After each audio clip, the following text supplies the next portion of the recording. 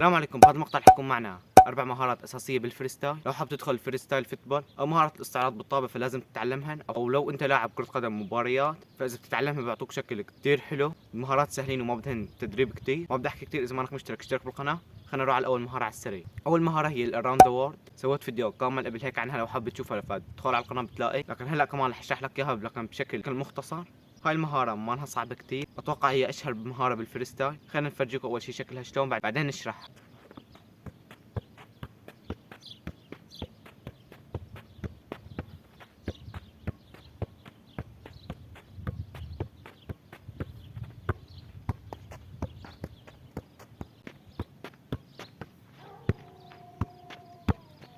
مثل ما شفتوا هاي هي المهارة مثل ما قلت لكم شكلها كتير حلو. هاي المهارة هي تقريبا أسهل مهارة بالفريستايل. رح تضرب الطابة من هاي المنطقة من رجلك، رح تضربها من هون بالطابة، ورح تلف رجلك حوالين الطابة. طبعا أهم شي بهاي المهارة السرعة، لازم تلف رجلك حوالين الطابة بسرعة. حاول إنك تدرب على هذا التمرين، كتير بساعدك إنك تتعلم هاي المهارة.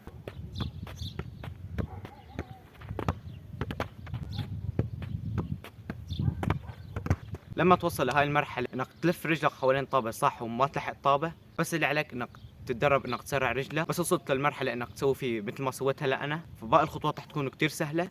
خلينا نروح نشوف شو المهارة الثانية معنا بهذا الفيديو. المهارة الثانية هي مهارة هوب ذا وورد. خلينا نشوف المهارة اول شي شلون بعدين نشرحها.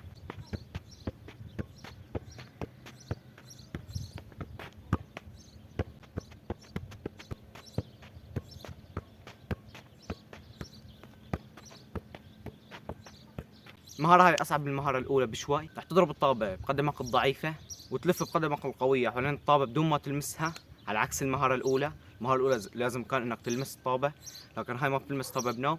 طبعا رح أعطيك نصائح لتتعلم هاي المهارة بشكل أسرع، أو رح أعطيك الخطوات لهاي المهارة. لازم لما تضرب الطابة بقدمك الضعيفة، بعد ما تضربها فورا أو بنفس الوقت لازم ترفع رجلك قوية وتلفها حتى تلحق تجيب الطابة. طبعا عم احط لكم الفيديو بالبطيء حتى تفهم شو قصدي. والشيء الثاني هو انه ما ترفع الطابة كتير، لان هذا اكثر شيء بصعب المهارة وبخليك ما تتعلمها بسرعة. اتوقع اني شرحت المهارة بشكل كافي.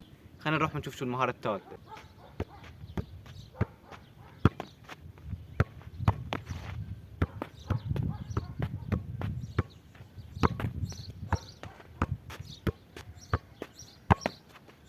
المهارة هاي اسمها اكس اوفر.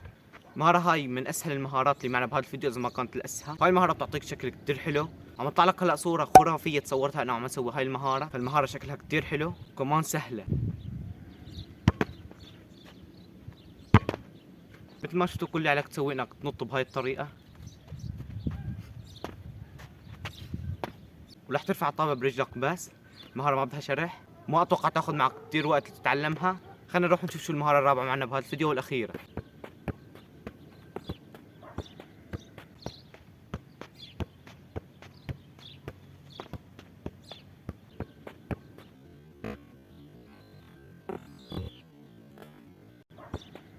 المهارة هاي اسمها هاف اراوند ذا وورد. كثير بتشبه المهارة الأولى، بس هاي بدل ما تقل بالطابة بقدمك اللي سويت فيها المهارة لازم تقل بالقدم الثانية. أهم شي بعد ما تلف رجلك حوالين الطابة تنزلها بسرعة على الأرض حتى تلحق تجيب الطابة بقدمك الثانية، حتى تكون متوازن. يعني لو تعلمت المهارة الأولى رح تكون هاي المهارة عليك أسهل بكتير. الشغلة الوحيدة اللي بهاي المهارة لازم تركز عليها إنه بعد ما تلف رجلك حوالين الطابة تنزلها بسرعة على الأرض حتى تقدر تلحق طابة برجلك الثانية. هاي تكون خلصوا ال4 مهارات اللي معنا بهذا الفيديو. اكتبوا لي تحت بالتعليقات شو حابين نسوي فيديوهات.